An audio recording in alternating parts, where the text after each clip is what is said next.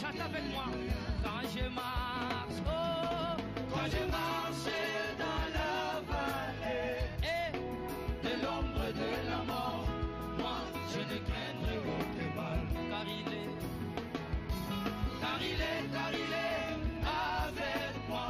Oui, moi je ne craindrai aucun mal. En même temps je ne manquerai. Quand je marche, oh, quand je marche dans la vallée de l'ombre de la mort, moi je ne craindrai aucun mal. Car il est avec moi. Oui, moi je ne craindrai aucun mal. Encore une fois, je ne manquerai de rien. Quand je marche, Colonna, de l'ombre de la mort, moi je ne craindrai aucun mal. Car il est Colonna, avec moi. Oui, moi je ne craindrai aucun mal. En même temps, je ne manquerai de rien. Dans les problèmes, n'importe quel problème, ah, il est la solution.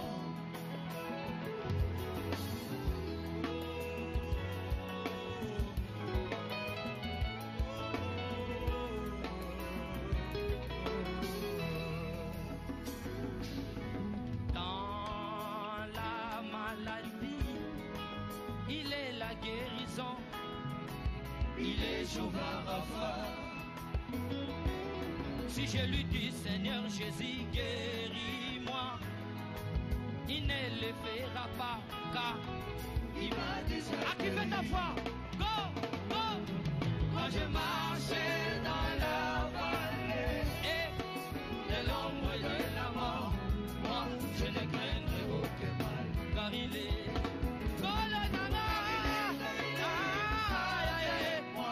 et moi je ne craindrai aucun mal. En même temps je ne manquerai. Quand je marche, oh, quand je marche dans la vallée de l'ombre de la mort, moi je ne craindrai aucun mal. Car il est avec moi. Oui, moi je ne craindrai aucun mal. En même temps je ne manquerai de rien. Parfois tu te sens abandonné, rejeté, méprisé. Il est ta consolation. Parfois tu te sens humilié, minimisé, mal compris. Il est ton élévation. Alléluia. Même Rebecca, il se sentait abandonné, rejeté, méprisé. Jésus-Christ, il est sa consolation. Parfois il se sentait humilié, minimisé, mal compris. Aujourd'hui, il est son élévation. Quand je marche, chante avec moi, go! Quand je marche dans la vallée de l'ombre de la mort, moi je ne craindrai aucun mal. Car il est avec moi. Oui, moi je ne craindrai aucun mal. En même temps je ne manquerai. Quand je marche, oh, quand je marche dans la vallée de l'ombre de la mort, moi je ne craindrai aucun mal. Car il est avec moi. Oui, moi je ne craindrai aucun mal. En même temps je ne manquerai de rien. Que le Seigneur vous bénisse.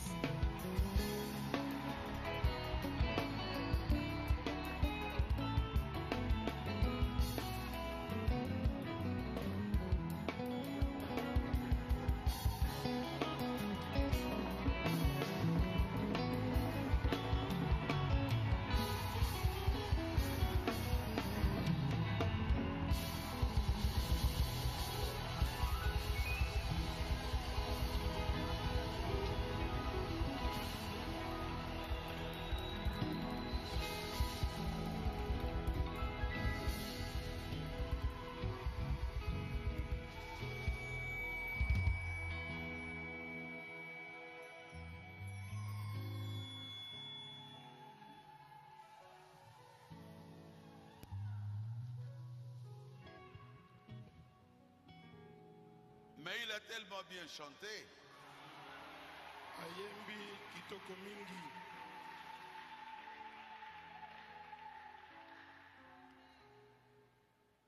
Qui a aimé ce cantique, levez la main. Nani asepeli na leyembo oyo tombola loboko.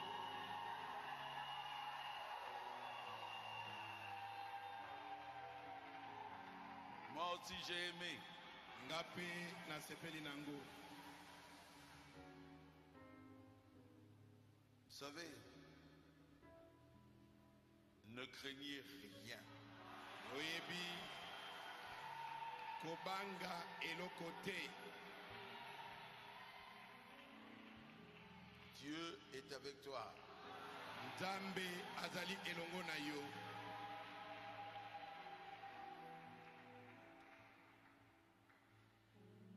Nous avons notre pasteur de Gabon, Mosengo. Toali na mokenge na biso. Il est où? Mosengo. Que Dieu te bénisse. Nzambe apambola yo. Viens saluer ici. Yaka kopesa mbote na losambo awa. Je crois que vous l'aimez. Nakanisi bino bolingaka ye.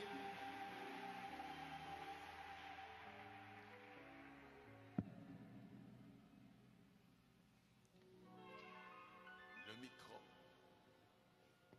Je salue Beka Tabernacle au nom du Seigneur Jésus-Christ. Napesi beka tabernacle mbote na kombo na kolo Yesu Kristo. Nous vous soutenons au loin. Maintenant, nous sommes là pour vous soutenir de près. Tosungaka bino uta Que le Seigneur bénisse toute l'église et notre cher pasteur. Oye pembeni Nzambe apambola losambo mobimba. Amen. Pe molingami mokengeli na biso. Iso pe tolingi yo. Merci. Acclamez très fort pour lui. Betela ye maboko makasi.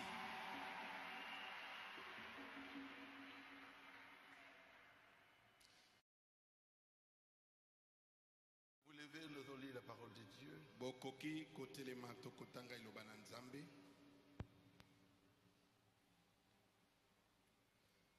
Dans Genèse, chapitre 1er. Na Genèse mokapo ya liboso.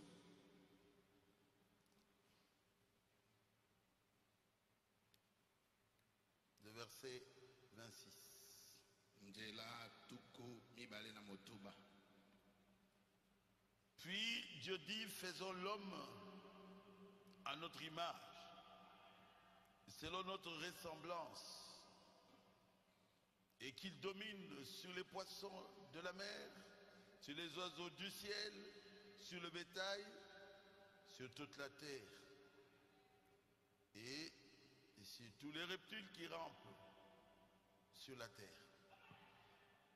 Nzambe alobaki ete tika tozalisa moto na lolenge na biso na elilingi na biso.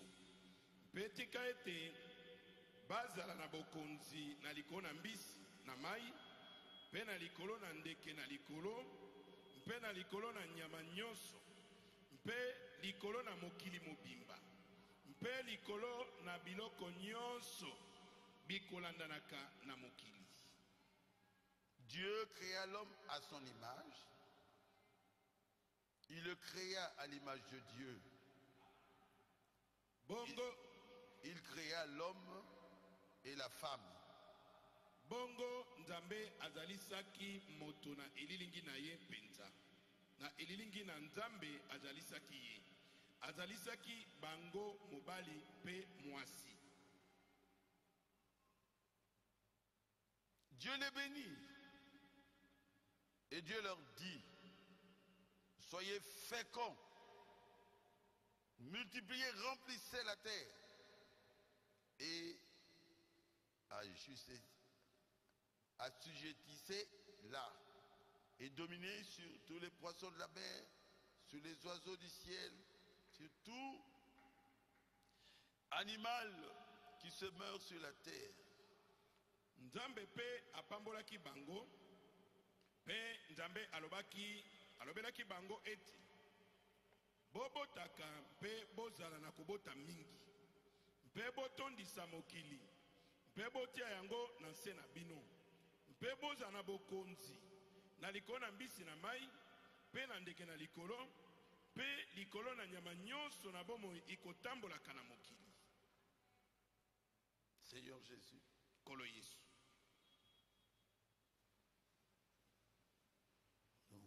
prêchons sur l'ordre. Toali côté ya likolo na molongo. Ouvre mon intelligence. Fungola lisosoli na ngai. Que je puisse prêcher l'ordre. Nakoka côté ya molongo. Comme tu le veux. Ndenge yo olingi yango. Au nom de Jésus-Christ. Na kombo na Yesu Kristo. Amen. Amen.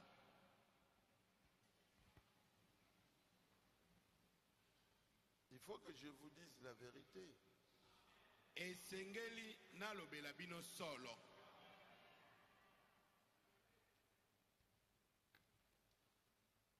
Avant moi, je n'avais jamais entendu quelqu'un dans ce message prêcher sur l'ordre. Liboso na ngai natikala koyoka te motokadi na sango kote ya likolo na molongo. Non. Te.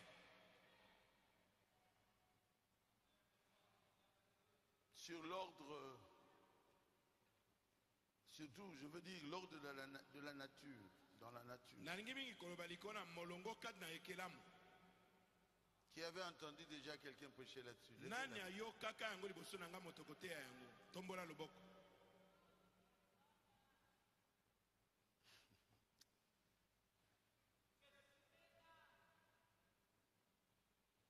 C'est Dieu qui m'avait conduit. Ezali nzambe nde akambaki ngai. Ceux qui sont avec moi prêchaient comme moi. Bino oyo bozali elongo na ngai. Bote ya lokola ngai. L'ordre dans la nature. Molongo kadna ekelamu. Et aujourd'hui, tout le monde accepte cela. Lelo bato nyonso bazali kondima yango. C'est pas vrai? Ya bongo te.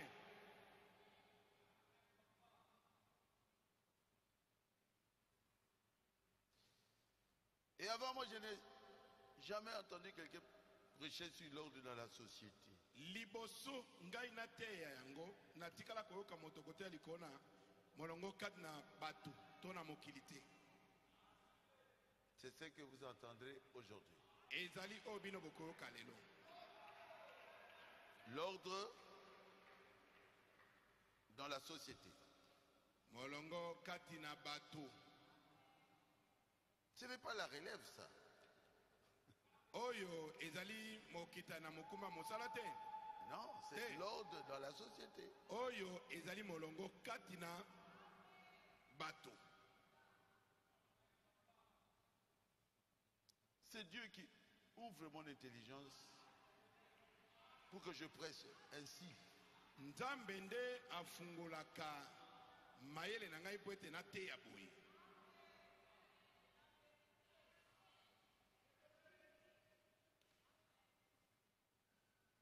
Quand Dieu créa l'homme, puis la femme, qu'est-ce qu'il leur avait dit? Tango nzambe akelaki mobali mpe mwasi alobaki na bango nini? Soyez féconds Ete bobotana et multipliez et remplissez la terre. abiboza na makoki ya kobota bobotana botondisa mokili. C'est exactement comme il avait dit pour les arbres. Ezali penza ndenge alobaki mpona banzete.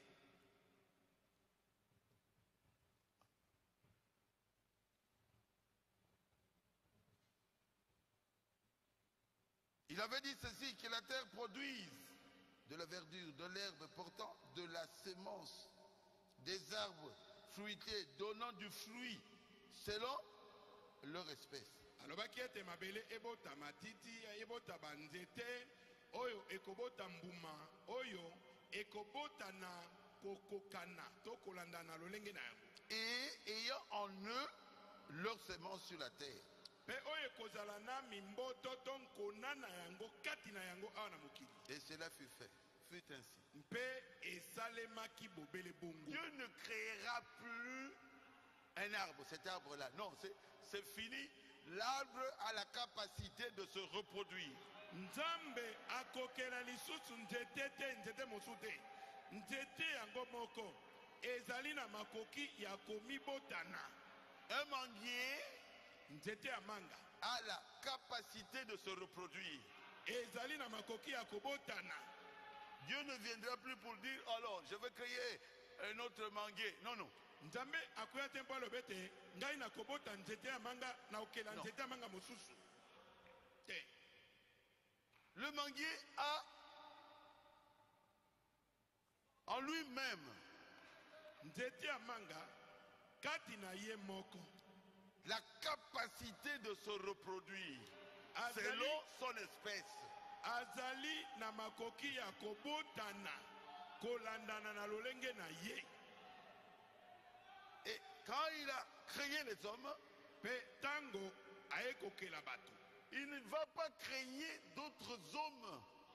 akobandaka kokelaka kelaka bato te. Les hommes qu'il a créés là Bato oyo ya keli ont la capacité de se multiplier bazali na selon leur makoki espèce. ya kobotana kolandana na lolenge na bango. Soyez féconds, multipliez et remplissez la terre. Abi bozala makoki ya kobota bobotana pe botondisa mokili. Oh, moi Dieu m'a créé moi. Je ne viens pas d'Adam et Ève. Oh. O ngai nzambe akela ngai kokela nakitani na adama na ewa te. Mais il y a quelque chose qui ne va pas dans ta tête. Tomoni eloko moko osima na mutu no te. Dieu ne crée qu'une seule fois. Nzambe akelaka kaka mbala moko. Il met dans sa création la capacité de se reproduire selon leur espèce. Atiaka kaka na ekelamu na ye lolenge ya kobotana kolandana na lolenge na yango. Jusque-là, vous avez compris? Kino wana bososoli Ce n'est pas tellement difficile. ezali penza pasi te. Et quand Dieu a créé le premier foyer Petango sur la terre, Nzambe akelaki libota ya liboso na mokili. je prêche sur l'autre dans la société. Azali kote ya likona molongo kati na bato, molongo kati na mboka. Et la base de la société, c'est le foyer. Moboko ya mboka to ya bato ezali libota. Je dois commencer par là. Esengeli na bandela na libota. Quand il a créé l'homme et la femme, Tango ye akeli mobali na mwasi, il ne les a pas laissés dans le désordre. atikaki bango kati na mobulu te. J'ai dit l'ordre dans la société. Nabi molongo kati na bato, kati na mboka. Ça commence à la base. Ebandelaka na moboko. Ça commence dans la famille. Ebandelaka kati na libota. Quelqu'un peut dire Amen? Amen. Alors, il a mis de l'ordre. Nde Nzambe atiaki molongo. Dans la première famille. Atiaki alima kati na libota oya liboso. Le premier foyer. Libota oya liboso ya ebandeli. Il a mis de l'ordre. Atie molongo kuna. Et il dit, toi homme, c'est toi le chef. Alobi yo mobali, yo nde mokonzi ya libota. L'homme est le chef du foyer. Mobali azali mokonzi kati na libota. Oh, nous étions égaux au commencement. Il a mis de l'ordre. Biso tozalaki ndenge moko na ebandeli te. Atiaki molongo.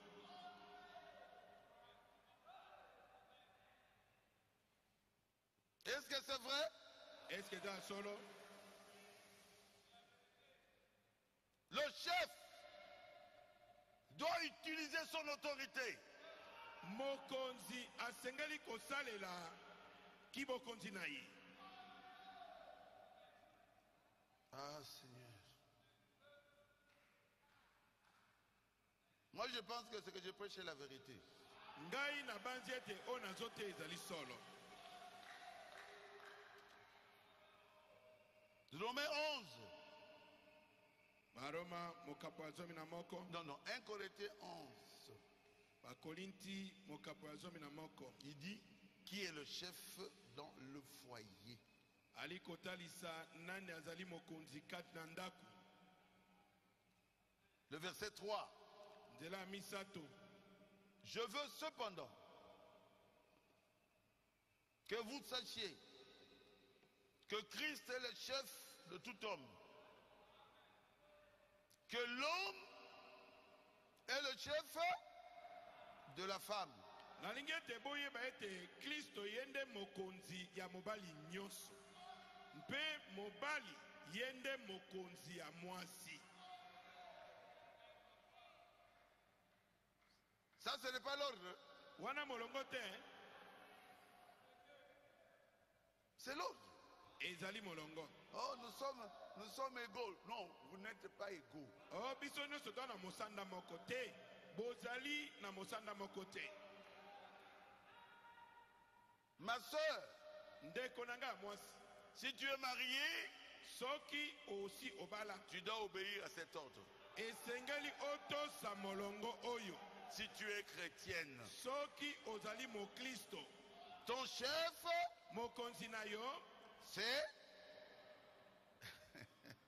Je n'ai pas entendu les femmes. Ezali nani na yoki basite. Ton chef, Mokonzi na yo. c'est qui? C'est l'homme. Ezali mobali. Une fois, une famille, je suis allé traiter le problème aux États-Unis. Mbala moko na kende kobongisa makambo na libota moko bon États-Unis. Et j'ai lu ça. Natangi eten na makomi oyo.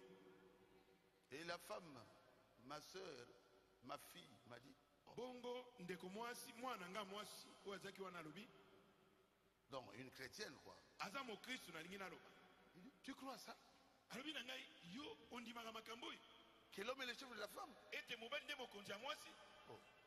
J'ai dit, tu n'as pas de lunettes, moi je souffre, j'ai des lunettes. Lis ça à ma place. Nalobi na mwa mwasi wana bi yo za na bamaniti te. Ngai na lati balineti yo tangela ngai yango nana. Oh, je ne lis pas, je dis, ah, Abi na boy kotanga. c'est la parole de Dieu. Na yebisi ye ezali loba na nzambe. L'homme Mobali est le chef de la femme. azali mokonzi ya mwasi. Est-ce que c'est Frère Barouti qui a écrit ça? Eske ndeko baruti nda komi yango? Tu dois obéir à ton mari. Otindami kotosa mobali na yo. Moi je pensais que tu ne peux pas tomber si bas. Moi tomber si bas. Ndeko mwasi na bime ngana kanisa ki yo kukai kokoya kokitati na sebo ete. Ngai na kitati na sebo. Na kwe. Parce que tu es en Amérique. Po yo za na Amerika. L'ordre a commencé depuis la Genèse. Molongo e banda banda Genèse. L'homme est le chef de la femme. Mobali azali mokonzi ya mwasi. Et la Bible dit à la femme, E Biblia elobi na mwasi, sois soumise à ton mari. mwasi tosa mobali na yo. C'est difficile, hein? Yali pasi, Mais vous êtes des chrétiennes. me bino bozali ba Kristo. Vous savez que c'est la parole de Dieu. Boyebi ete eza liloba na Nzambe. Ephésiens 5, 22. Ba Efese mitano tukumi na mibali. Femme, que chacune soit soumise à son mari comme au Seigneur. Basi moko na bino atosa mobali na ye lokola na nkolo. Car le mari est le chef de la femme, comme Christ est le chef de l'église qui est son corps. Po ete mobali azali mokonzi ya mwasi ndenge Kristo azali mokonzi ya eklesia oyo ezali nzoto na ye. Je ne fais que lire la parole de Dieu. Nazali bobele kotanga liloba na Nzambe. Est-ce que vous aimez la parole de Dieu? Est-ce que bino bolingi liloba na Nzambe? Que mes sœurs disent Amen. Boyoki ngai mnalobi Amen. Encore Amen. Mais alors, Ce sont les filles de Dieu. bazali bana basi ya Nzambe. Elles doivent obéir à la parole de Dieu. Basengeli kotosa liloba na Nzambe. Mais toi, homme, tu dois aimer ta femme Me yo mobali otindami kolinga mwasi na yo. comme tu aimes ton propre corps. Ndenge olingaka nzoto na yo moko. Personne n'a haï sa chair, son corps, ses os. Moto moko te atika na koyina nzoto na ye to mosuni na ye to mikwa na ye. Moi, j'appelle mon épouse chair de ma chair. Ngai nabengaka mwasi na ngai mosuni na ngai. Os de mes os. Mokwa na mikwa na ngai. Est-ce que tu peux donner des coups à ton propre corps? Boum, boum. Est-ce que okoki komanda komibeta yo moko ozobeta nzoto na yo? Non, Te. ça c'est une partie de folie. Wana ekoza mwa ndambo na liboma. Si vous avez compris jusque-là, dites Amen. Soki bososo libolo amen. Mais il devait obéir. Esengelaki batosa. Alors que Dieu leur avait donné. Batosa molongo oyo Nzambe atielaki bango. Remplissez la terre. Botondisa mokili. Multipliez-vous. Bobotana. Et quand ils ont obéi, Tango batosaki. quand ils s'étaient multipliés, Tango babotanaki. ah, Jésus, il fallait que Dieu mette aussi quoi? L'ordre Esengelaki Nzambe atia pe lisusu molongo. dans cette société-là. Na kati na bato wana. Un enfant, l'enfant va avoir deux enfants ou 10, et puis l'autre, ils vont avoir des enfants et des enfants. Et après, Mwana kobota bana zomi mususu zomi sima na yango. vous aurez 1 million, 2 millions de personnes. Bokokoma na bato 1 million, bato million mibale. Si Dieu ne met pas de l'ordre, Soki Nzambe atie alima te. ils vont vivre dans une société de désordre. Bakobika na mboka moko ya mbilinga. L'absence de l'ordre crée le désordre. Kozanga molongo ebotaka mobulu. Vous êtes avec moi? Est-ce que vous êtes longo na ngai? Et Dieu a commencé à mettre de l'ordre dans la société. Nde Nzambe akoma ekotia molongo kati na mboka na bato. Il a choisi le roi Saoul. Aponaka mokonzi Saulu. 1 Samuel 10. Samuel ya liboso mokaba zomi. Saoul a été choisi par qui? Saul aponamaki na nani? Par Dieu. Na Nzambe. 1 Samuel 10, 1. Samuel ya liboso zomi, nzena liboso. Samuel prit une fiole d'huile qu'il répandit sur la tête de Saoul. Samuel akamataki eloko moko na mafuta pe akei kosopa yango na moto ya Saulu. Il le baisa et dit: L'Éternel ne t'a-t-il pas oint pour que tu sois qui? Le chef de son héritage. Apopaki yepe alobi na yete. Nzambe aponi yote ete ozala mokonzi na libula na ye. Qui avait choisi Saoul? Nani aponaki Saulu? Dieu. Nzambe. Dieu. Nzambe. Moi je crois que c'est la Bible. Hein? Ngai na kanisi ete zali Biblia. Et quand Saoul a failli, il n'a pas obéi à ce que le prophète Samuel lui avait dit. Petango Saoul akweyaki azangi kotosa oyo mosakoli Samuel alobelaki ete Dieu changea de roi. Nzambe abombolaki bakonzi. Il a choisi cette fois-ci qui? David. Aye kopona Dawidi. Qui avait placé David? Nani atiaki Dawidi nebonga? Ah, Seigneur, tu es merveilleux. Kolo ozali malamu.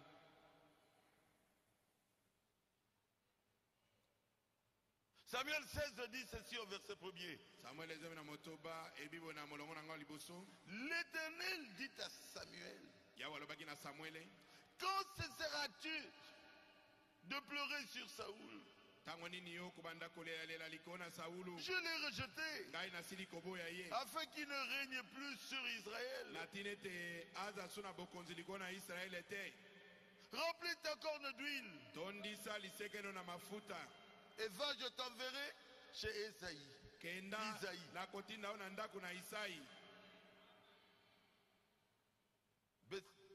Bethléemite, car je vis parmi ses fils celui que je désire pour roi. Na kotinda ona ndako na Isai moto na Bethlehem pe kuna na ndako na ye na moni mwana moko oyo ngai na ko kitanisa na bokonzi esika Saulu. Son nom c'est qui? Kombo ezali nani? David. Ezali Dawidi. Qui avait choisi David? Nani aponaki Dawidi? Dieu. Nzambe.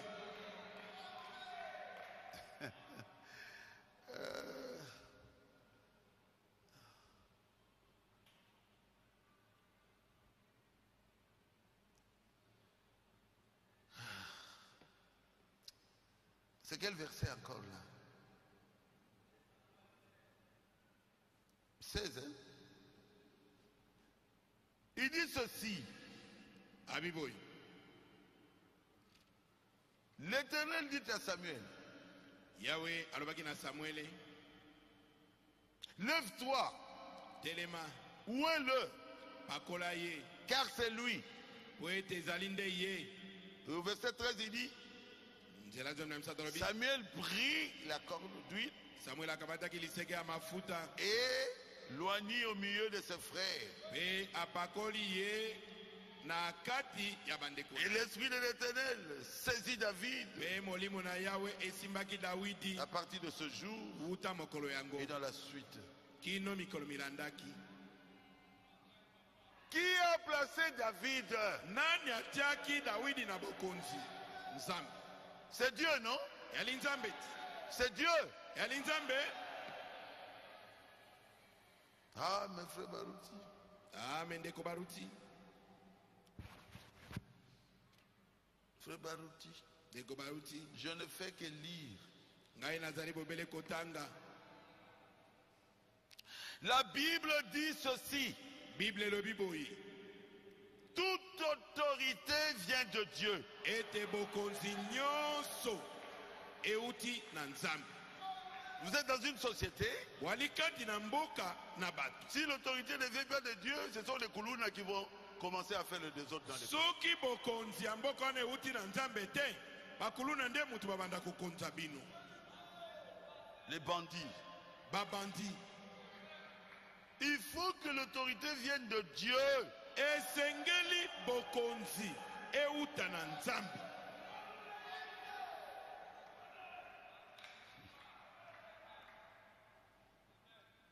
Vous êtes avec moi?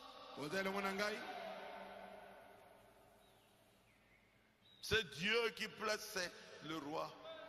Nzambe nde atiaka bakonzi ya mboka. Dans l'Ancien Testament, il plaçait les généraux qui travaillaient avec les rois. Na kondimana na kala ata ba généraux o babanda kosala bakonzi ya mboka. Ye mutu abanda kotia bango. Il passait des sacrificateurs. Yende moto abanda kotia banganga Nzambe na mosala. Tous ces gens-là qui travaillaient tout autour de David. Quand David a dit de l'eau, ils courent pour avoir de l'eau. C'est Dieu qui les avait placés autour de David. Bato nyonso na babanda kosala zonga zonga na Dawidi. Soki Dawidi alobi mai bakimi mambo bakeluka mai. C'était des soldats. Nzambe ne moto atiaki bango zonga zonga na Dawidi. 100% derrière David. Bazalaki basoda. Mokama likona mokama sima na Dawidi. C'est Dieu Yali Nzambe qui les avait placés derrière. Nzambe nde moto atiaki David. bango sima na Dawidi. Est-ce que c'est vrai? Est-ce que c'est un solo?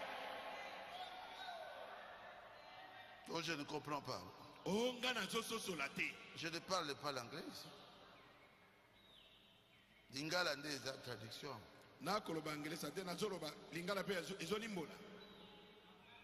C'est écrit aussi dans vos Bibles. Romains chapitre 13.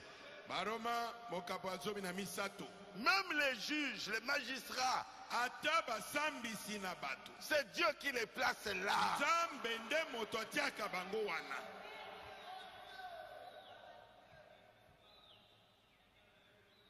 Romains chapitre 13. Je suis en train de prêcher l'ordre dans la société. S'il n'y a pas d'ordre dans une société, il y a le désordre. S'il y a l'ordre, vous créez un problème. Mais la police va vous arrêter. Parce que les policiers sont les agents de l'ordre. Les juges vont vous juger. Pourquoi? Dieu les avait placés là-bas pour que l'ordre soit respecté.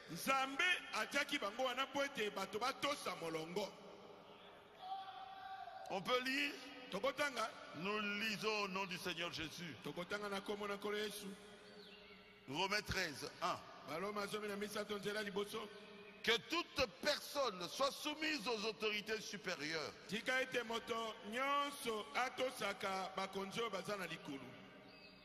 Car il n'y a point d'autorité qui ne vienne de Dieu.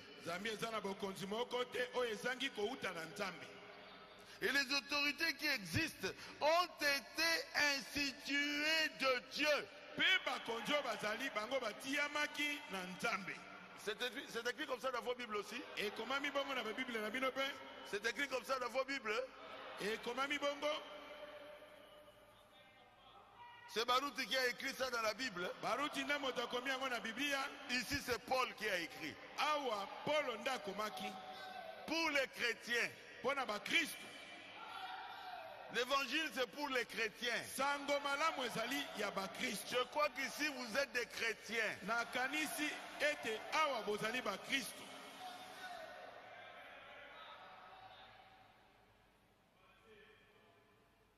Verset 2.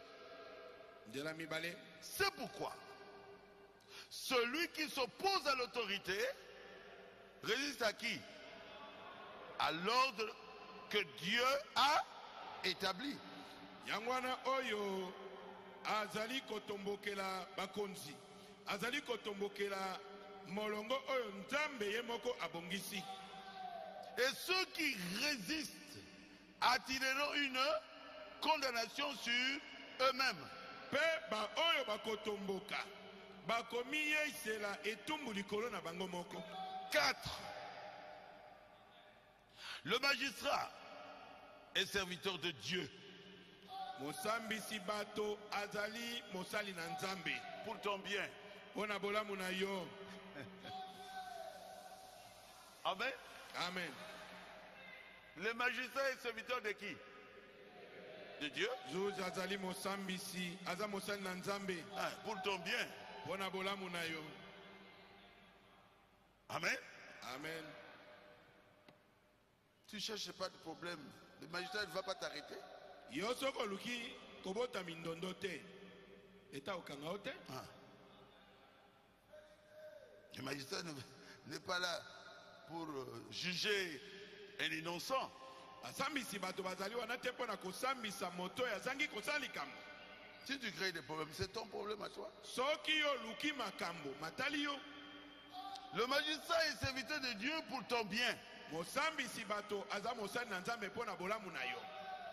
Mais kasi si tu fais le mal, soki osali mabe, crains, banga, car ce n'est pas en vain qui porte l'épée. Poete mosambisi akotombola mopanga pamba te. Étant serviteur de Dieu, lokola mosali na nzambe pour exercer la vengeance. Akotombola mopanga poete ayeba kobukanisa. Et pour punir celui qui fait le mal. Mpe kopesa etumbu na moto oyo azali kosala mabe. Ah, Jésus. 6. Motoba. C'est ainsi. C'est aussi pour cela que vous payez quoi? Les impôts. Ezali pe pona yango nde bino bofutaka mpako. Mboge kotambola ndenge nini bofutaka mpako te? Comment le pays va-t-il se développer si vous ne payez pas vos impôts? Si l'Amérique est développée à cause des impôts, Soki Amerika bango bazali développer ezana tina bampaku. vous ne payez pas, on va vous arrêter.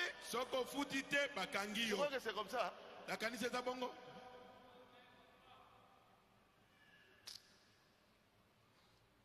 C'est aussi pour cela que vous payez les impôts. Ezali pe pona yango nde bofutaka mpaku. Car les magistrats sont des ministres de Dieu entièrement appliqués à cette fonction. Wete basambisi bato. Bango bazali basali na Nzambe. O bapesameli mokumba ya mosala wana. Rendez à tous ce qu'il leur est dit. L'impôt à qui vous devez l'impôt. Pesa na moto esengeli na ye mpaku na oyo bosengeli kofuta mpaku. Le tribut à qui vous devez le tribut. Bampaku ya minene epai na bo bosengeli kopesa. La crainte à qui vous devez la crainte. Banga moto oyo sengeli kobanga.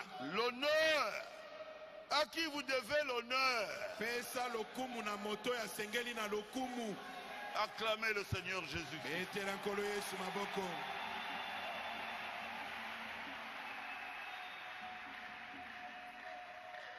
Est-ce que vous avez très bien compris? Est-ce que bososoli yango malamu?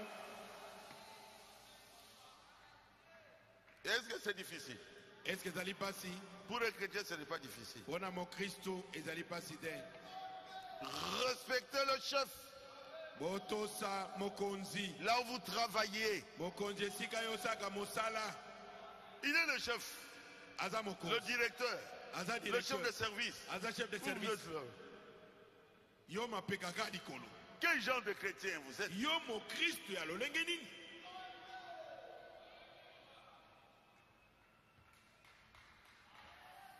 Respectez la personne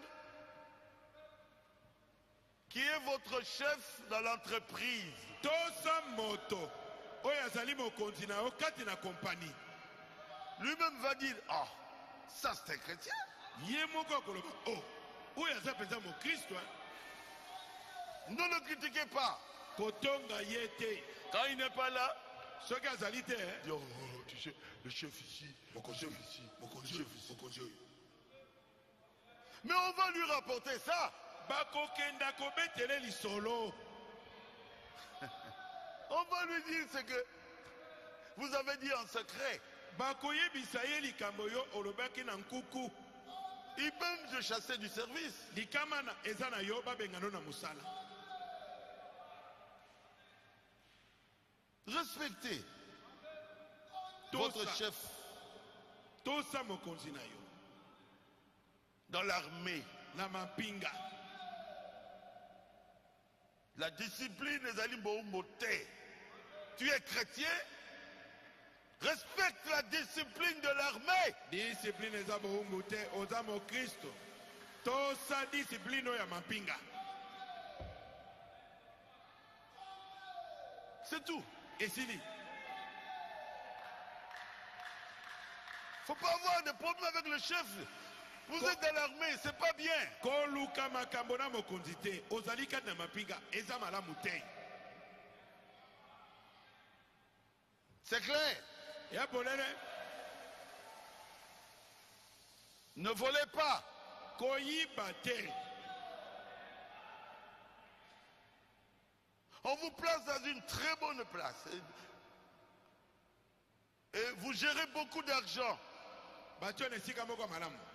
Bongo oza konyengela mosolo ebele. Votre argent là, que vous gérez, ce n'est pas votre argent. Mosolo zali konyengela wana ezali ya yo te. C'est l'argent du peuple. Ezali mosolo ya bana mboka. Oh, je n'ai pas volé. O nayibi te. J'ai mis ça pour tel travail. Ne détournez pas les fonds de l'État.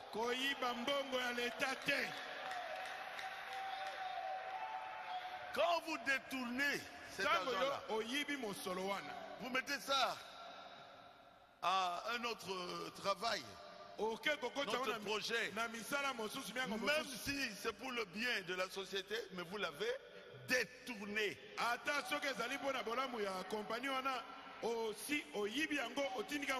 Ce n'est pas bien. Ne volez pas, ne volez pas. Vous êtes des chrétiens, la Bible est claire. Conduisez-vous comme des personnes qui croient en Jésus. Des chrétiens.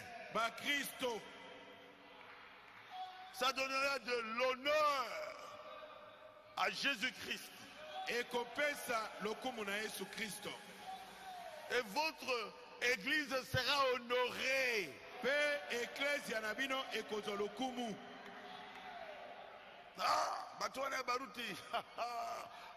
Vraiment, ce sont des chrétiens.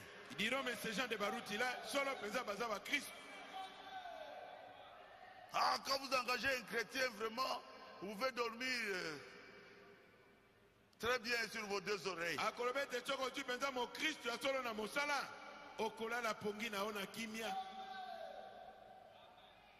Dans le travail, agissez comme une chrétienne.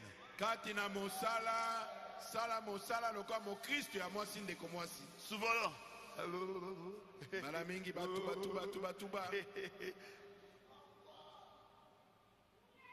pour vous critiquer là, pour vous critiquer, surtout les sœurs, non, les femmes.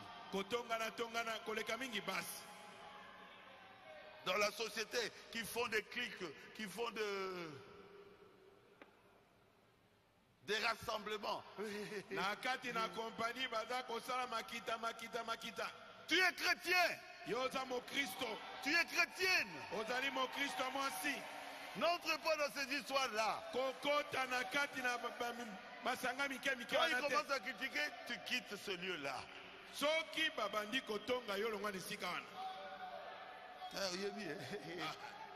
Vous avez entendu les branamistes. Qu'est-ce qu'il pense? Même. Vous vous déplacez.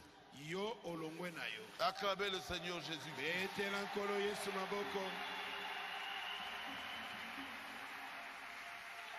Vous devez être la crème de la société. Et Sengeli yo ozala moto oyo okobimisa solo kitoko na kati na compagnie. Et le roi Nabucodonosor, celui qui avait dit, cherchez-moi des chrétiens. Ceux qui ont l'esprit de Dieu. Ils vont régner avec moi. Mokonzi Nabucodonosor abaki bolukela ngai ba Kristo. Bo bazana molimo na Nzambe bakokonza elongo na ngai. Et pourtant, c'était des esclaves. Mais quand vous avez l'esprit de Dieu, tout le monde a besoin de vous. Pourquoi? Vous êtes différents. Vous n'allez pas voler. Vous êtes différents. Vous allez obéir à la parole de Dieu. Vous êtes différents. Quel est ce chef qui n'aimera pas quelqu'un qui est différent? Il peut bien dormir sur tous ses oreilles.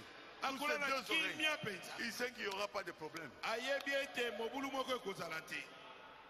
Dites Amen. Amen. Ils étaient esclaves à cause de leur vie chrétienne. Ils ont régné avec le roi Nabucodonosor. Dans la société, vous êtes un diamant rare.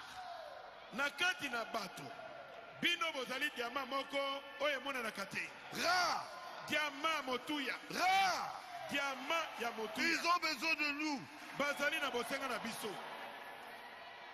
Parce que nous obéissons à la parole de Dieu. Po biso tozali kotosa liloba na Nzambe.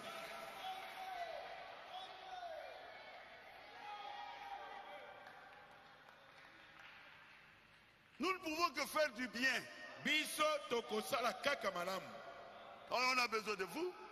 Yangwana bazana bosenga na yo.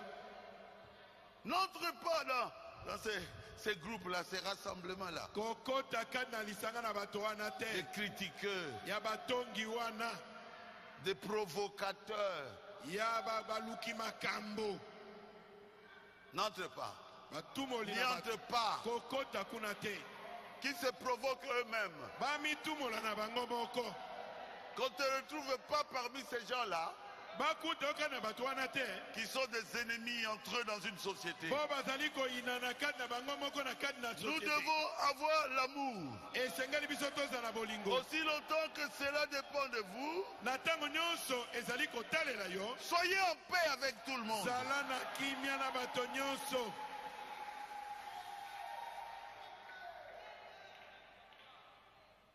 L'ordre dans la société. Molongo kati na bato. Que les jeunes gens se marient. Bilenge babalana.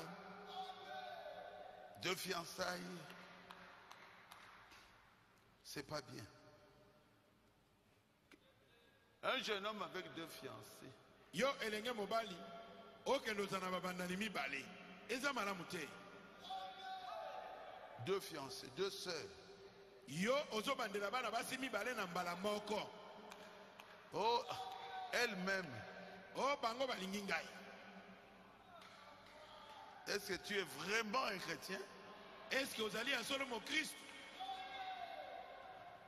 Tu n'es même pas marié, tu commences avec deux fiancés. Nanu kuto balite obandi na babandami mibale. Ça, c'est un chrétien. Wana mo Kristo. L'ordre dans la société. Molongo na kati na bato. Que les jeunes soient sérieux. Bilenge bazala ne yongi. C'est vous l'avenir de cette église. Binonde bozali avenir ya église oyo. Soyez sérieux. Bozala ne yongi. Aimez-vous entre vous. Bolingana. Bino na bino. Deux fiançailles. Ozana babandani mibale. Ah, c'est quoi? Nini wana? Mais ça se fait. Mais ezosalema.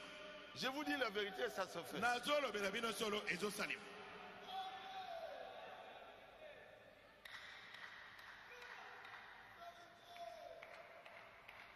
Même la famille a dit non. Ata libota balobi te. Tu avais commencé ici avec la petite sœur. Yo kaka na libota na biso oyo obandelaki leki. Je n'entre pas dans ça. Na okota na yango te. Je veux dire, je ne citerai pas des noms. Na kotanga kombo te.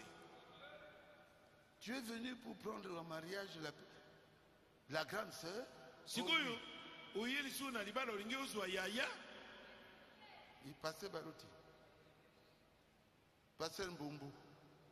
C'est vous qui représentez son père ici? Oui. Pasteur Baruti. Sortez! Yona pasteur Mbonde boye kotalisa baboti baye awa. Tobimaki Mukile Kitibu. Et les paradis bobima. Nous ne pouvons pas accepter des frères comme ça. Ce ne sont pas des frères de gens comme ça. Papa lobi tokoki konima ba frère ya boye te.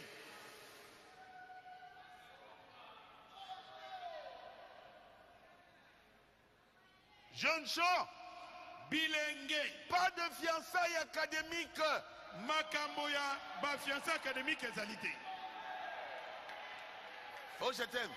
On a lingio. Je t'aime. Na lingio. Français Molaï.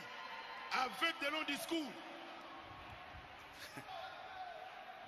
Quand ils reçoivent la licence terminée, Soki kaka sili licence na ye esili. et quand la soeur, oh chérie, dit, chérie, c'est qui? Soki de commencer à y aller à l'obane chérie, chérie non. Fiançailles, fiançailles quoi? Académique. Oh, ba fiançailles ya kelasi. Je ne veux pas de ça dans mon église. Na boyi bobandami ya bongo awana ecclesia na Je ne ngai. veux pas de ça dans la société chrétienne. Na lingi yango te kati na bato oyo bazali ba Kristo. Que les jeunes gens se marient. Bilenge babalana. Que les jeunes femmes. Aïe aïe aïe. Aïe aïe aïe. S'habillent correctement. Bilenge basi balata na ndenge ya malamu. Na ndenge ya kobomba nzoto.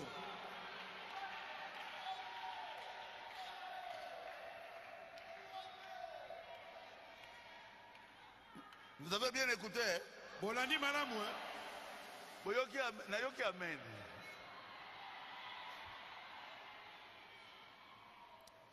Habillez-vous correctement avec pudeur. Lata elamba na ndenga koboma nzoto penza.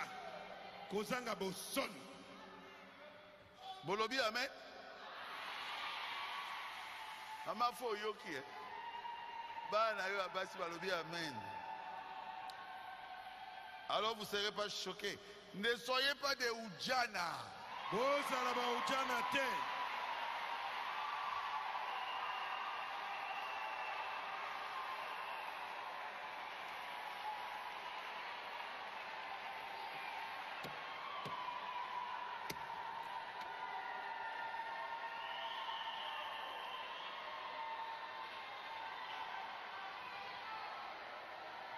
Elle s'habille très mal.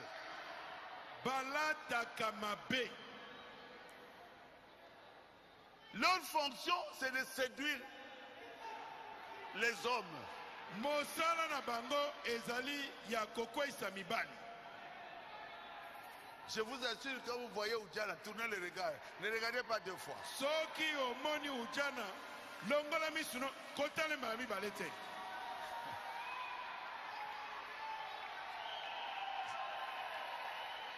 Amen. Amen.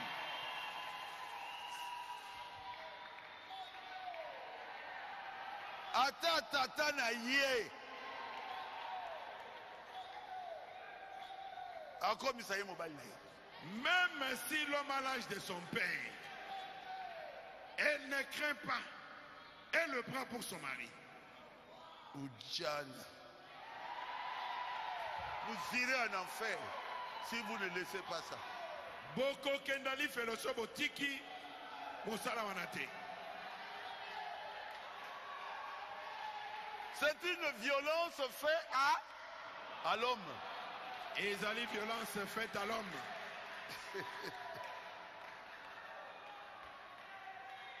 Nous voulons une société où les femmes s'habillent bien. Biso tolingi mboka moko oyo basi bazali kolata bilamba na ndenge ya kobomba nzoto.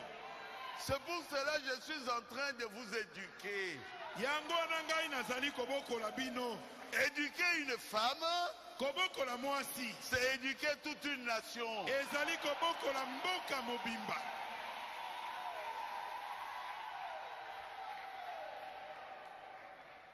Toutes les formes de son corps. Aza kotambola zodenda. Et là, on y a bon. Zoto ne nyonso abombi Nous elokuti. ne voulons pas dans notre société. Biso tolingi obongo te na mboka na biso. Et on m'a parlé aussi de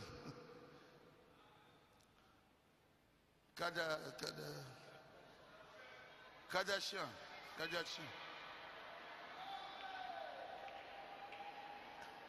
Un homme qui était devenu femme. Mobali tata ya bakardashan amikomisi mwasi.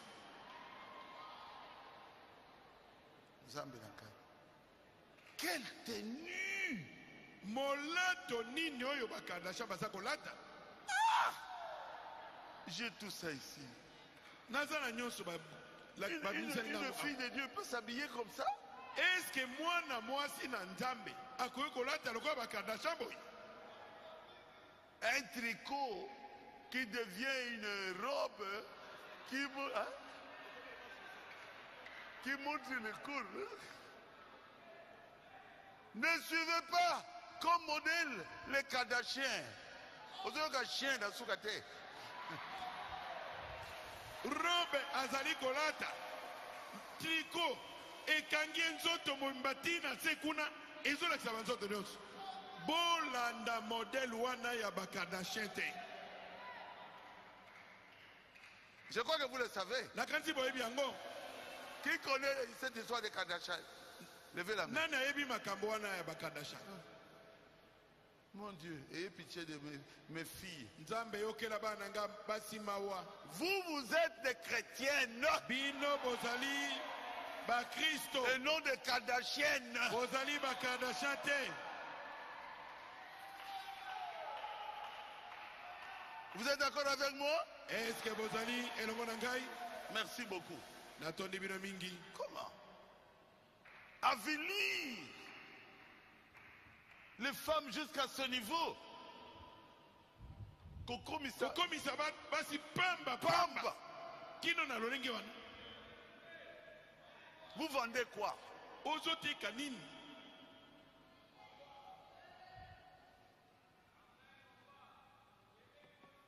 Merci beaucoup. Nazokende liboso. Habillez-vous correctement. Lata bilamba na ndenge ya malamu penza. La pudeur, c'est parti où la pudeur?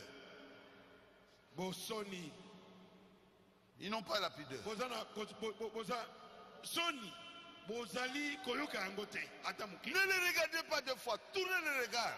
Botala bango mbala mibale te. Balusa misu na yo talanga momosusu. Respectez les serviteurs de Dieu. Boto sabasali na nzambe. Amen. La Bible dit respectez les serviteurs de Dieu. Faites cela. Bible lobi to sabasali na nzambe salela yango. Faites cela. Sala yango. Ah. Dans votre église de Bissoté. Qu'est-ce qu'il pense? Il n'est pas de notre église. Il y a kanisi nini? Il y a des enfants qui ont été dévorés par des ours. Ezali na bana o bangombolo baliaki. Est-ce que c'est vrai? Est-ce que c'est solo? Oui. Iyo. Parce qu'ils n'ont pas respecté les serviteurs de Dieu. Po bango batosaki basali na nzambe te. Oh non. Non. C'est Baruti là, il n'est rien. Oh Baruti wana azapamba. Allez.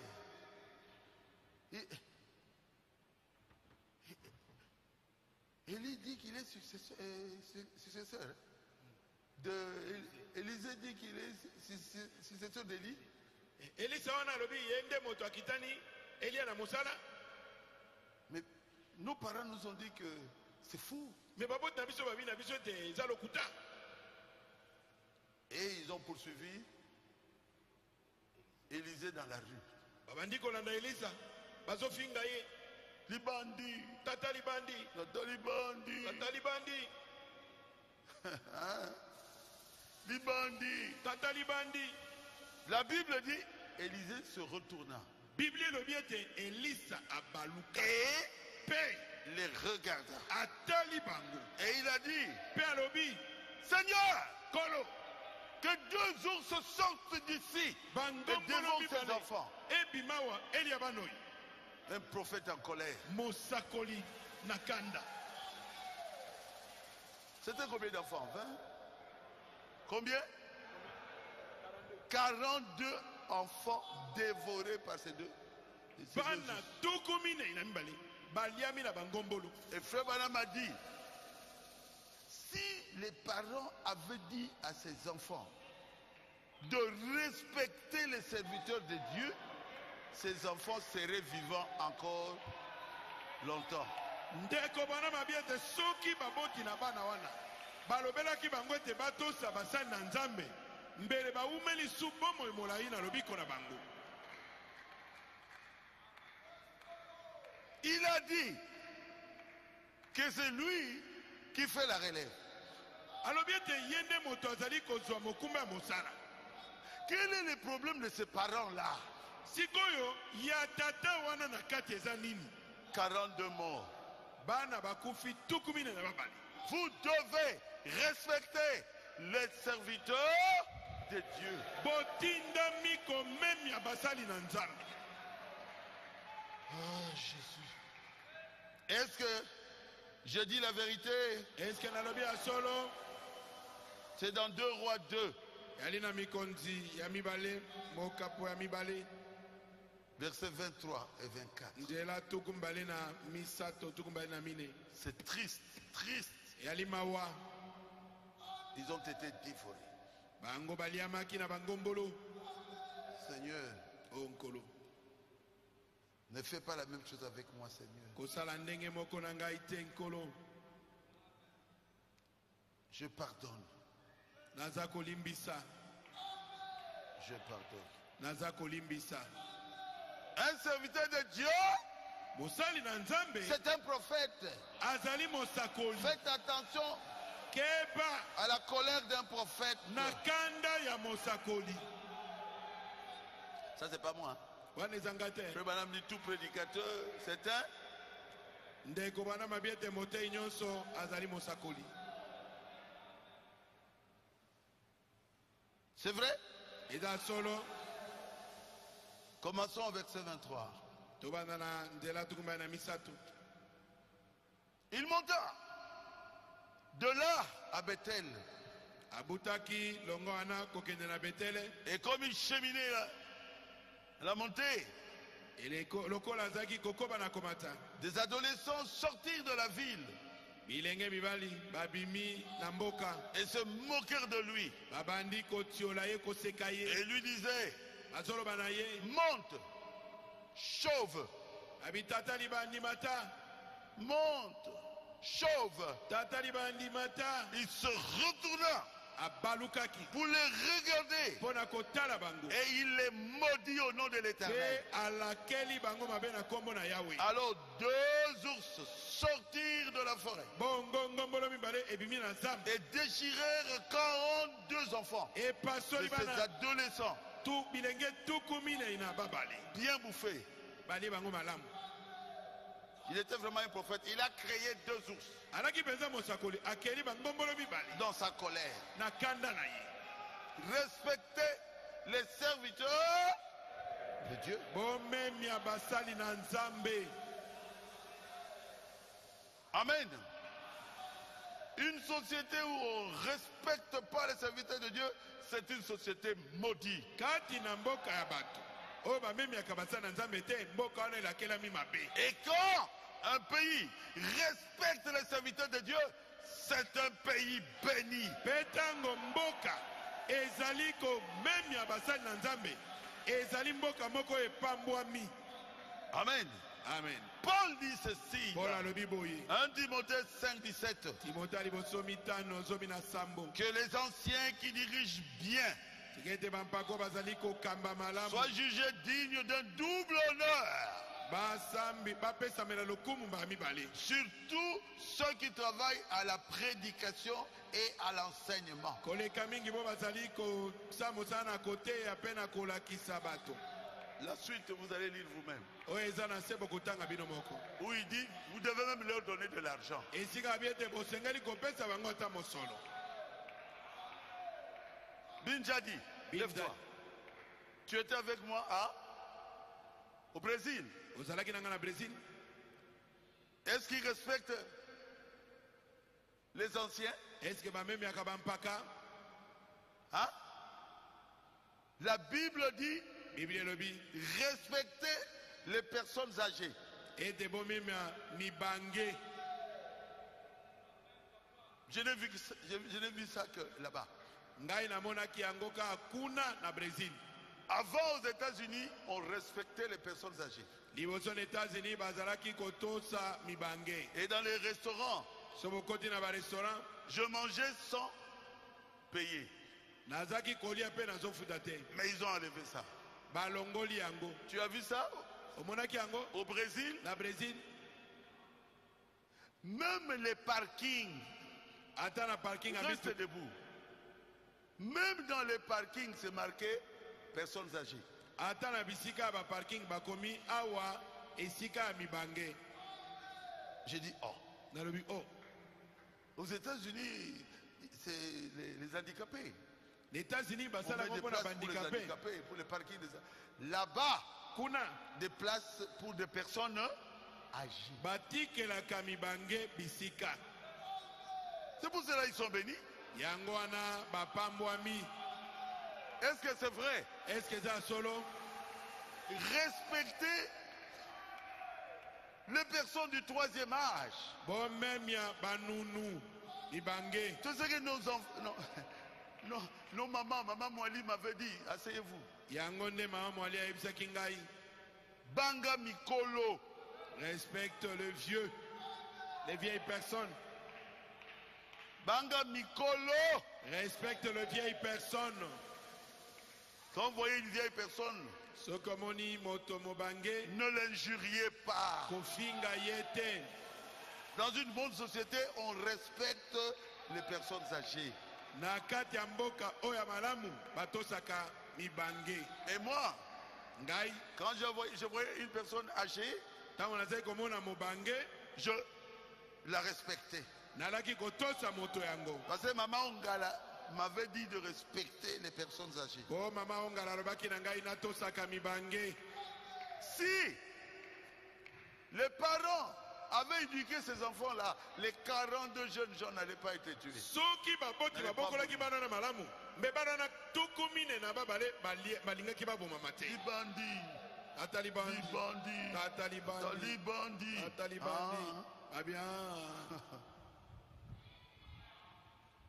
Enseignez aux enfants quand ils sont encore jeunes ce qu'ils doivent connaître. Quelqu'un te donne quelque chose, tu dis merci. C'est ça une bonne société. Tu entres dans le bus, il y a des personnes âgées, tu te lèves, tu lui donnes ta place.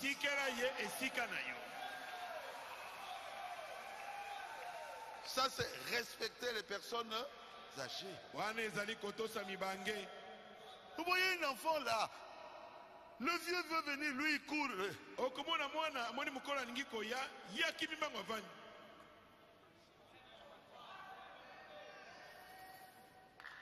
Et quand je vois ça, je dis Maman Ngala, la mukana yolo belabam. Je me suis dit, oh Maman Ngala, lève-toi et parle à ses enfants.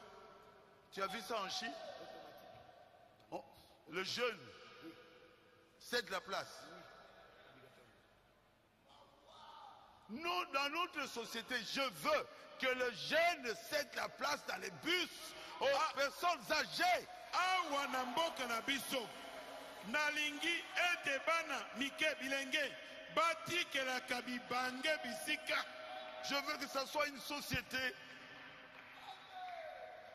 bénie. Nalingi tozala mboka moko ya kopambwama. Une société que Dieu va bénir.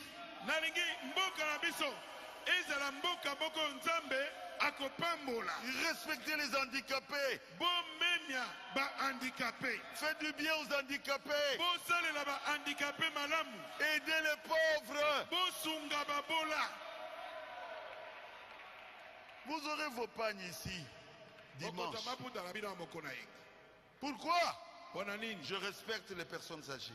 Ngai nazali komemia mibange. Tokomi na bonne année. Et nous arrivons à la bonne année. Que je fasse un petit quelque chose. Faire un bonheur à une vieille femme. Acclamez le Seigneur Jésus.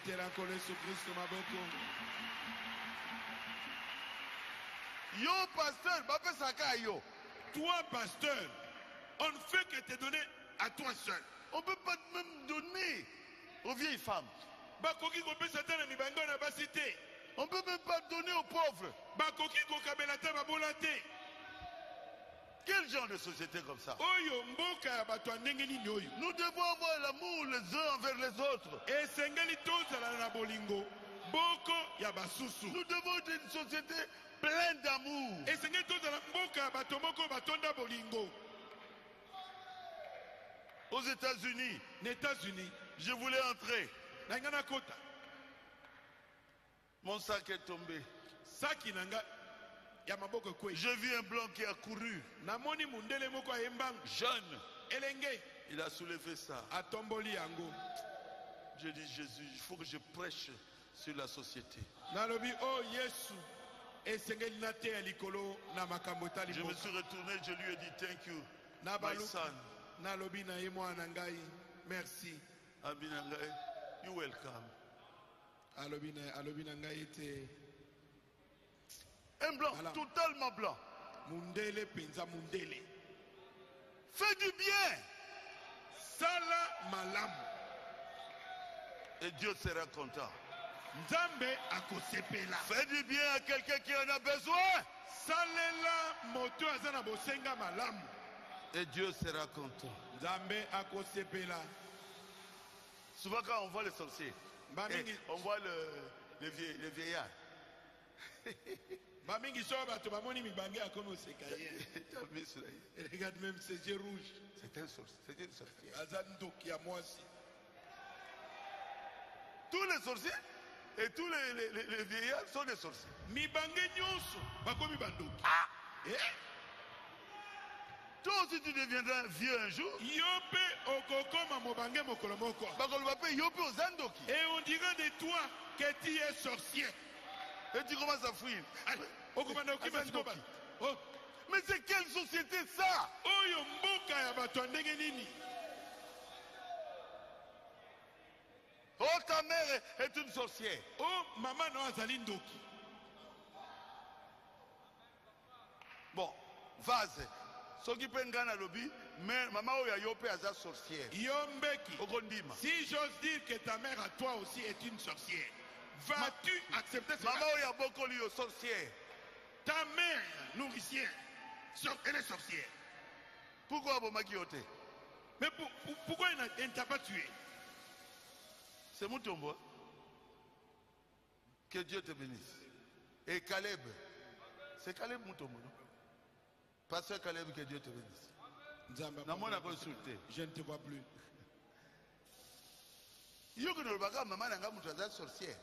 Toi, tu vas dire seulement de ma mère qu'elle est sorcière. Parce que maintenant j'ai beaucoup d'argent. Pour moninga na sa mbongo ebele. Maman ongalaza sorcière. Et que tu viennes me dire que maman Ongala est sorcière. Pour que tu puisses manger mon argent, moi. C'est faux. Eza lokuta. Il m'a enfanté. Elle m'a protégé. Elle m'a élevé. Je dois m'occuper d'elle. Si je ne le fais pas, la Bible dit, je suis pire que les croyants. Ordre dans la société. Nous devons nous occuper de notre.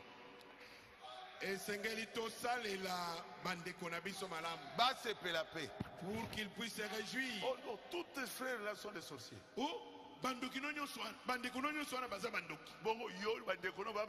Et toi, tes frères et tes sœurs à toi ne sont pas des sorciers. C'est pas tu vois que ma poche est pleine. Vous êtes enseignés. Bien enseignés. N'écoutez pas ces choses-là. Aimez vos papas. Aimez vos mamans. Est-ce que je suis clair? L'enfant doit obéir à ses parents.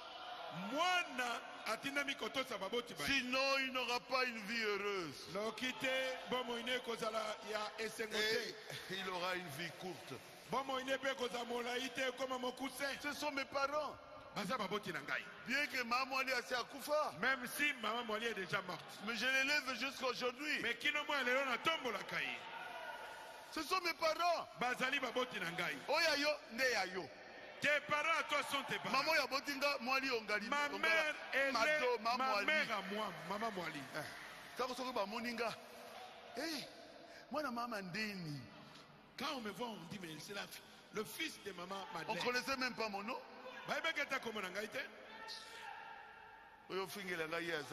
Et que toi, tu viens l'injurier qu'elle est sorcière, et toi alors? Les enfants, Bana. aimez vos parents. Vous aurez une vie heureuse. Vous aurez une vie longue. Ah, je dois arrêter. Je dois arrêter. J'arrête ici l'ordre dans la société. Dans un pays où il y a la démocratie, c'est le peuple qui place les autorités. Et il les place par un vote. Amen. Amen. C'est ça la constitution. Même aux États-Unis, en France, ailleurs, au Canada, les autorités sont placées par le peuple. Et ils le font par le vote. C'est ce que Frère Branham a dit. Pour que moi je sois pasteur ici, c'est vous qui m'aviez placé un jour par un vote. Les diacres que nous avons ici, c'est vous qui les avez placés par un vote. C'est ça la démocratie. C'est votre droit que la Constitution vous donne. Quand vous votez, vous n'êtes pas politicien. Vous appliquez le droit que Dieu vous donne pour placer quelqu'un au-dessus de vous pour vous conduire.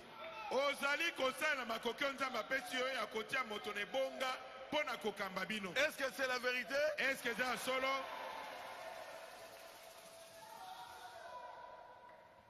Ne dites pas, moi je n'irai pas voter.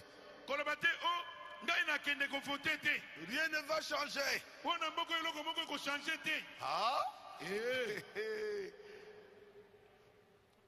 Ceux qui partent pour voter, toi tu enlèves ton choix.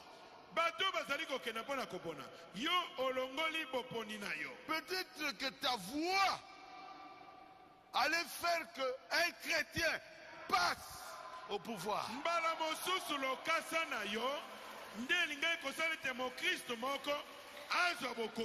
C'est la vérité? Pourquoi? Tu as refusé ta voix. À un chrétien, tu ne veux pas le voter. On commencera à fermer des églises, à nous faire souffrir. C'est toi qui l'as placé. C'est toi. Aujourd'hui, nous sommes tranquilles. Nous prêchons comme nous voulons. Ce n'est pas comme ça partout. Renseignez-vous.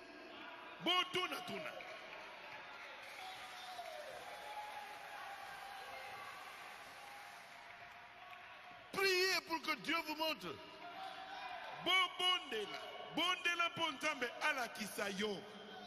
À qui vous donnez votre voix?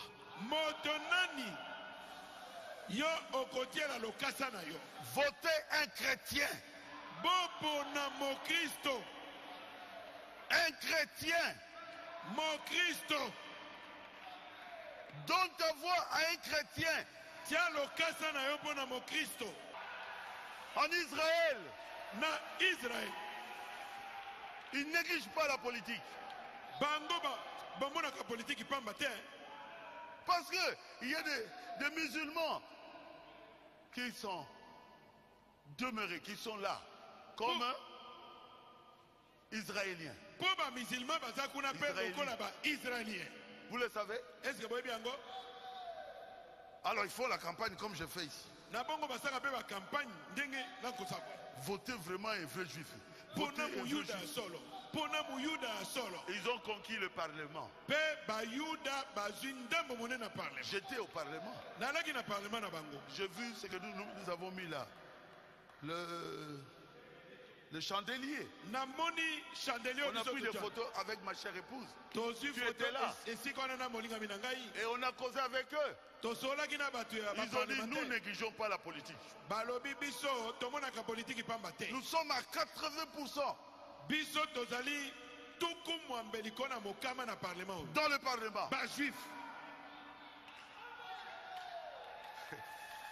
Tout ce qu'ils font là pour changer les choses, ça ne passera pas. Nous sommes au Parlement. Jamais. Et quand ils votent, c'est toujours un juif qui passe pour le diriger. Mais ils font des votes. Ils font des votes. Mais ils choisissent toujours un juif. Nous sommes dans le royaume chrétien.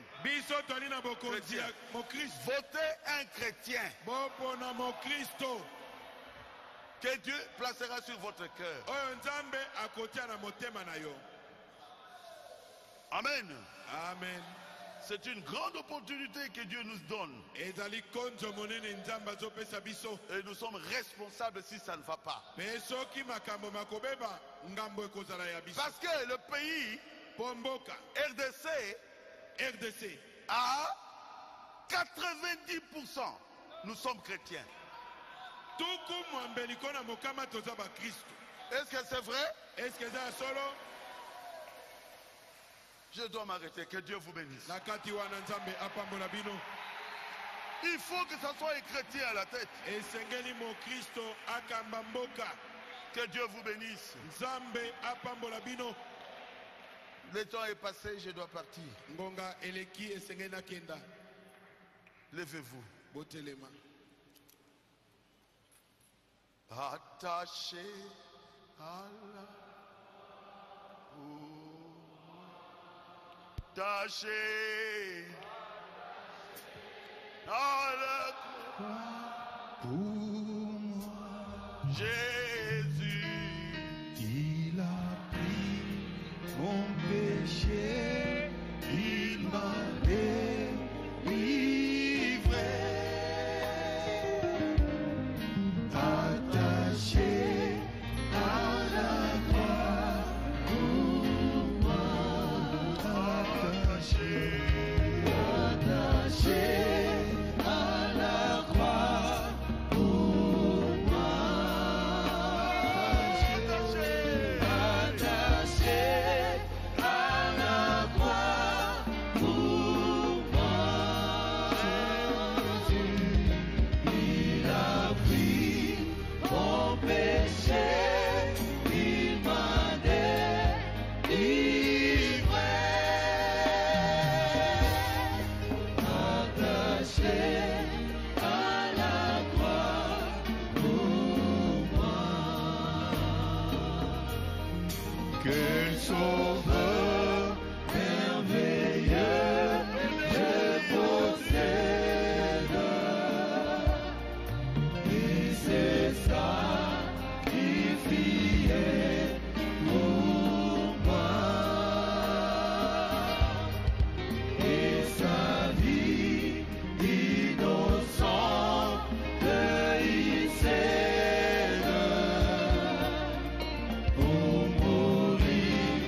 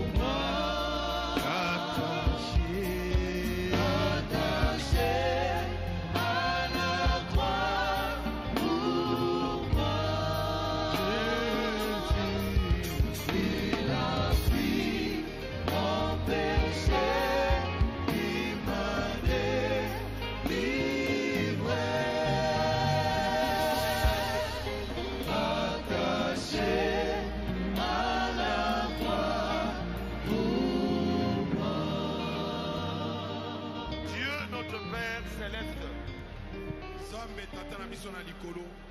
Tes enfants sont venus à toi, Seigneur. Bana no baye epai na yo nkolo. Tu sais pourquoi ils sont là, oh Dieu. Oyebeti na bango baeli awa nzambe na Seigneur, descends. Kolo kita. Bénis-les, Seigneur. Pambola bango nkolo. Accorde à chacun le désir de son cœur. Pesa na moko moko bosenga motema na ye. Remplis-les du Saint-Esprit. Tondisa bango na molimo santu. Remplis-les de bénédictions. Tondisa bango na mapamboli. Guéris-les, Seigneur. Bikisa bango nkolo. Je suis rien du tout. Nazali motopamba. Et je ne connais rien Pe na ebi elokote. de ce qu'ils ont dans leur cœur. Na oyo bango bazana ngona mitema na Mais bango. toi, tu connais. Kasi oyebi. Guéris-les. Bikisa bango. Résous leurs problèmes. Yanola makambo na bango. Je les laisse entre tes mains, Seigneur. Atiki bango na maboko Change-les, nkolo. Seigneur. Bongola bango nkolo. Remplis-les du Saint-Esprit. Tondisa bango na molimo santu. Ils ont besoin de promotion. Bazana bosenga ba promotion na misala. Qu'ils soient promus Bazwa promotion. dans des grades supérieurs. Bazwa mapete ya likolo. Ils ont besoin de se marier. Balingi kozwa mabala. Encore des mariages Pesa bango mabala. à mes filles, Seigneur. Na bana nga basi nkolo. Bénis-les tous. Pambola bango nyonso. Remplis-les tous. Tondisa bango nyonso. Nous voulons recevoir les témoignages. Tolingi tozwa matatoli. Accorde à chacun d'eux Pesa moko na moko na des bango. grandes bénédictions. Mapamboli minene. Nous te le demandons Tosengi yango. au nom de Jésus-Christ. Na notre komona Fils. Yesu Kristo mwana. Amen. Amen. Amen. Amen. Amen. Amen. Les serviteurs de Dieu venaient à mon bureau. Basa na Nzambe, oya na biro na ngai.